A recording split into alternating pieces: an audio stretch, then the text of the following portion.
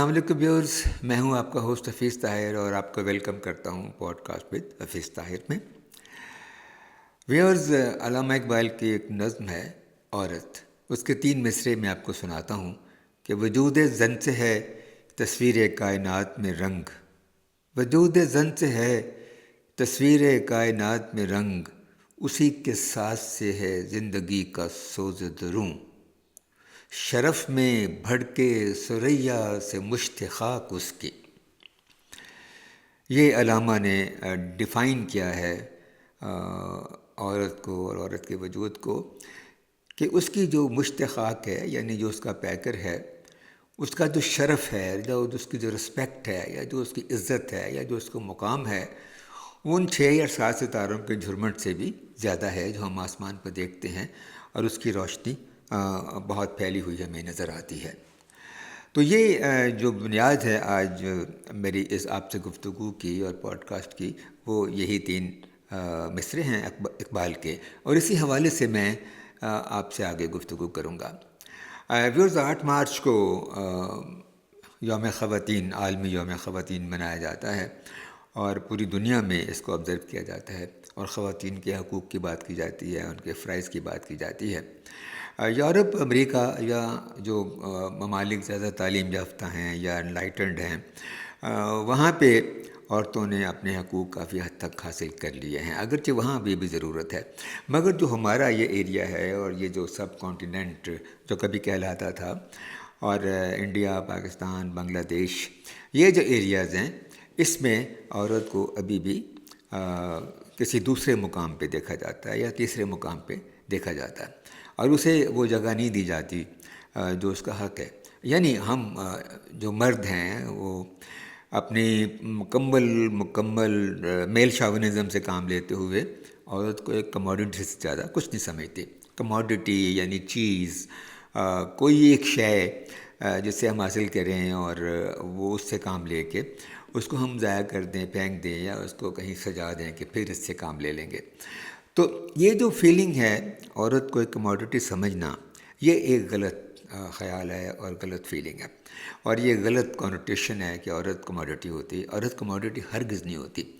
عورت ایک مکمل پرسنالٹی ہے، ایک پرسونا ہے، اس کا پیکر ہے، اس کی روح ہے، اس کا دل ہے، اس کا ذہن ہے، اس کی آنکھیں دیکھتی ہیں، اس کے کان سنتے ہیں، وہ سب کچھ ہمارے ہی طرح، مردوں کی طرح دیکھتی اور سنتی اور محسوس کرتی ہے، مگر ہم نے over the year, over the centuries عورت کو اس کا وہ مقام نہیں دیا جس کا اس کو حق حاصل ہے۔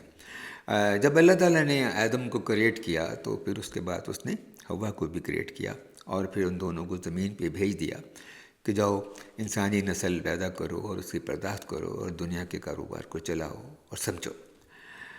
ہماری تاریخ میں اگر جائیں، چلیے دنیا میں تو دنیا کو اگر ہم ٹچ کرنے بیٹھیں تو کتنے سارے پوڈ کاسٹ کرنے پڑیں گے، اس کو ہم تھوڑا سا کنسائز کر کے اپنے اس ایریے میں دیکھتے ہیں۔ اب دیکھیے، ہم اس کو شروع کرتے ہیں موومنٹ، جو فریڈم موومنٹ ہے ہماری پاکستان کی، ہم وہاں سے شروع کرتے ہیں۔ اب اس میں دیکھیے کہ کیسے کیسے بڑے نام، مثلاً بیگم رانا لیاقت علی خان کو کون بھول سکتا ہے، محترمہ فاطمہ جناح کو نام کون ذہن سے محو کر سکتا ہے، اور پھر جنہوں نے تحریک پاکستان میں بہت زیادہ حصہ لیا، اور محترمہ فاطمہ جناح تو قائد اعظم محمد علی جناح کی شخصیت کا اور ان کی جد و جہد کا ایک انٹیگرل پارٹ تھے۔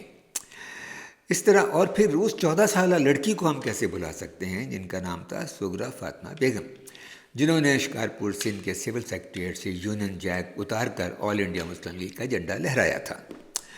تو یہ ایک کوئک گلانس ہے ہماری پاکستان موومنٹ پہ کہ عورتوں نے کس طرح اس میں ساری حصہ لیا، اور اس کے بعد جو کامن عورت تھی، یعنی جو لیڈرز نہیں تھیں، ان کا حصہ بھی کم نہیں ہے کہ کس طرح وہ اپنے بچوں کے ساتھ اور اپنے خامدوں کے ساتھ اور اپنی ساسوں کے ساتھ اور اپنی ماؤں کے ساتھ اور اپنے باپوں کے ساتھ انہوں نے مکمل ہمت کر کے، حصہ ڈال کر، سپورٹ کر کے وہ پاکستان آئیں اور یہاں پہ ایک نئی زندگی شروع کی۔ اور پھر اس کے بعد بھی دیکھیں تو پاکستان کی جو تاریخ ہے اس میں بھی عورتوں کا بے حد حصہ ہے۔ عورتوں نے اس ملک پہ حکومت بھی کی ہے. بینظیر بھٹو کو کون بھول سکتا ہے؟ وہ ہماری پاکستان کی تاریخ کا ایک روشن باب رہی، اور پھر ان کے ساتھ جو کچھ کیا گیا وہ ایک الگ داستان ہے، اور اس پہ ڈسکشن کے لیے کتابیں بھی لکھی جا سکتی ہیں کہ ان کے ساتھ ایسا کیوں کیا گیا اور کس نے کیا. مگر وہ ایک سمبل تھیں پاکستان میں، پاکستان کی عورتوں کا، اور وہ سمبل تھیں دنیا بھر میں پاکستان کی عورتوں کا. تو اس طرح اور بھی بہت سی خواتین، ایئر فورس میں خواتین خدمات انجام دے رہی ہیں، کھیل کے میدان میں خواتین بہت زیادہ نام کما رہی ہیں. جیسے ثنا میر کا نام ایک دم سے میرے ذہن میں آتا ہے. وہ ہماری کرکٹ ٹیم کی، وومن کرکٹ ٹیم کی کیپٹن رہی ہیں، اور انہوں نے بڑا نام کمایا.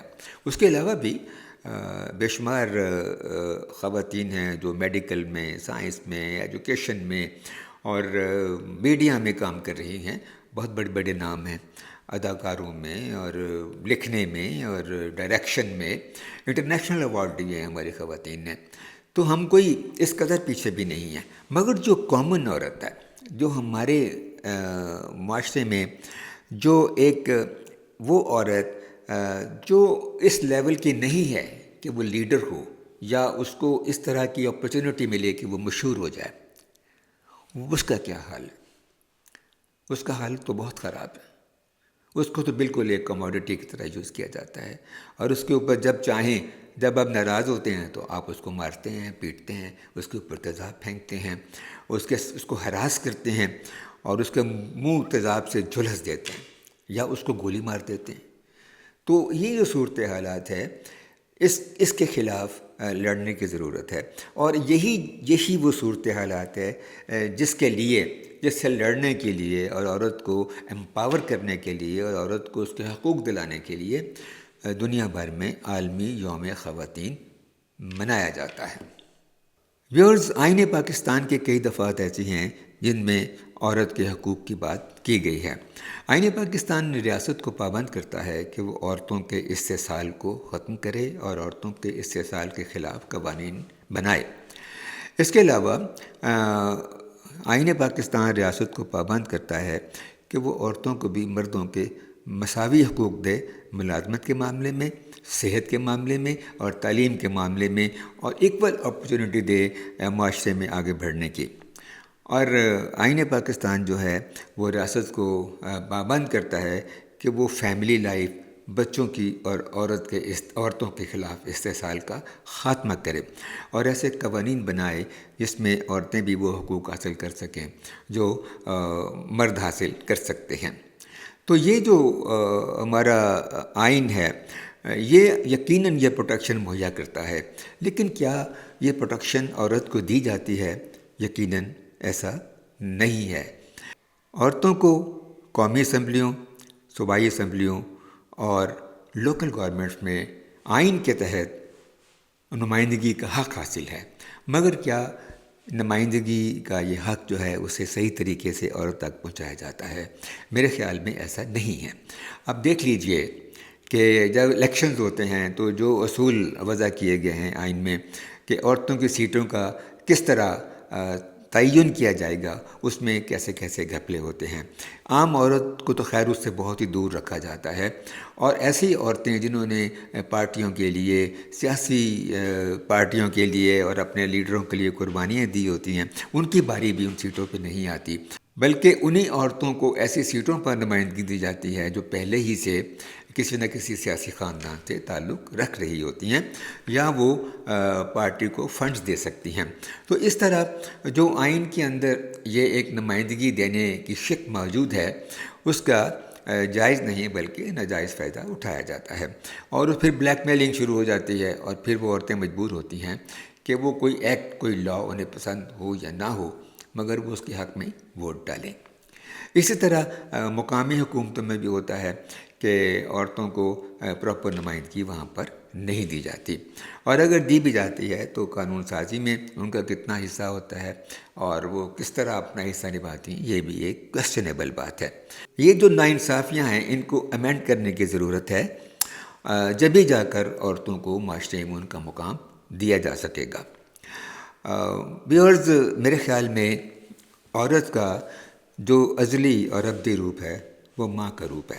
اب ذرا سوچیے تو صحیح کہ کبھی آپ کی فیملی میں یا آپ کے اپنے خاندان میں ماں اگر کسی نہ کسی وجہ سے بیمار ہو جائے، یا وہ دنیا سے چلی جائے، یا وہ کہیں کسی اور جگہ کسی کام سے کچھ دنوں کے لیے چلی جائے، تو جو آپ کی بہن ہوتی ہے یا آپ کی بیٹی ہوتی ہے، وہ خود بخود ماں کا روپ اختیار کر لیتی ہے۔ وہ بالکل اپنی ماں ہی کے انداز میں گھر کی دیکھ بھال شروع کرتی ہے، آپ کی دواؤں کا خیال رکھتی ہے، آپ کو ناشتہ بنا کے دیتی ہے، آپ کو اسکول یا دفتر بھیجتی ہے۔ تو یہ عورت جو ہے دراصل بنیادی طور پہ اس کا روپ جو ہے وہ ماں کا ہی روپ ہے۔ اور اگر عورت نہ ہو تو مجھے بتائیے کہ کیا انسانی نسل آگے چل سکتی ہے؟ چلیے ہم صرف اسی بات پہ غور کر لیتے ہیں۔ جس عورت کو ہم لوگ دھتکارتے ہیں، یا اس کو بھٹوں پہ اینٹیں بنانے کے لیے اور اس کا استحصال کرنے کے لیے چھوڑ دیتے ہیں، یا اس کو تعلیم نہیں دیتے، یا اس کو صحیح میڈیکل فیسلٹی مہیا نہیں کرتے، اس کو میٹرنٹی میں اس کی حفاظت نہیں کرتے، اور ضرورت سے زیادہ بچے پیدا کرنے پہ مجبور کرتے ہیں، اور اس کی مرضی کے خلاف بچے پیدا کرنے کے مجبور کرتے ہیں، اگر وہ عورت آپ کی زندگی میں نہ ہو تو کیا آپ کی نسل چل سکتی ہے؟ کیا آپ کے گھر کا نظام چل سکتا ہے؟ کیا آپ کے بے شمار انسٹیٹیوٹس فنکشن کر سکتے ہیں؟ کیا آپ کو وہ محبت مل سکتی ہے جس کی آپ متلاشی ہیں؟ کیا شاعر اچھے اشعار کہہ سکتے ہیں؟ کیا ناول نگار اچھا ناول لکھ سکتے ہیں؟ کیا شارٹ اسٹوریز ڈیولپ ہو سکتی ہیں؟ کیا کوئی فلم بن سکتی ہے؟ ہرگز نہیں۔ تو عورت کی اس اہمیت کو اس طرح جاننا چاہیے، تو اسے وہی مقام دینا چاہیے جو مرد کو اس معاشرے میں حاصل ہے۔ اب یہ جو عورت کے ساتھ جو ناانصافیاں کی جاتی ہیں، اب دیکھیں نا، جیسے ایسڈ تھروئنگ ہے۔ اب دیکھیے اس سے بڑا ظلم کیا ہو سکتا ہے کہ ایک عورت نے آپ کی بات نہیں مانی۔ ایک لڑکی ہے، کیا اسلام اس کو حق دیتا ہے کہ اس کی شادی اس کی کنسنٹ سے ہو، اور آپ اگر وہ آپ کو پسند ہے اور آپ کہتے ہیں کہ تم مجھ سے شادی کرو، اور وہ لڑکی نہیں مانتی، تو آپ اس کے منہ پہ تیزاب پھینک دیں گے کیا؟ یہ ایسا بڑا ظلم اور ستم آپ کیوں کریں گے؟ اس لیے کہ سوسائٹی ایسی ہے۔ اس سوسائٹی میں چینجز لانے کی ضرورت ہے، اور عورت کو بھی انسان سمجھنے کی بہت ضرورت ہے کہ وہ بھی انسان ہے۔ اور اس سچویشن کو مختلف NGOs جو ہیں وہ ایکسپلائٹ کرتی ہیں، اور عورت مارچ قسم کے جلوس وغیرہ نکالنے کا اہتمام کرتی ہیں۔ میں یہ نہیں کہتا، میں کسی جلسے جلوس کے خلاف نہیں ہوں۔ اگر مرد اپنے حقوق کے لیے جلوس نکال سکتے ہیں تو عورتیں بھی اپنے حقوق کے لیے جلوس نکال سکتی ہیں۔ ان کو بھی حق ہے کہ وہ بینر لے کر نکلیں، مگر کس طرح کے بینر، کس طرح کے احتجاج؟ ان کو یہ جان لینا چاہیے کہ کہیں وہ ایکسپلائٹ تو نہیں ہو رہے۔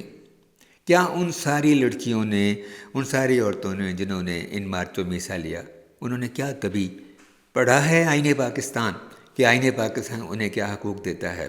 انہوں نے کبھی وہ سارے لاز پڑھے ہیں جو پاس کیے گئے، جو اینٹی ایسڈ لا پاس کیا گیا ہے، جو ان کو تحفظ دیتا ہے تیزاب گردی کے خلاف، جو اینٹی ہراسمنٹ لا پاس کیا گیا ہے جو ان کو تحفظ دیتا ہے، جو ڈیجیٹل ہراسمنٹ کے خلاف جو لاز پاس کیے گئے ہیں اور جو ادارے بنائے گئے ہیں، کیا ان خواتین کو پتہ ہے؟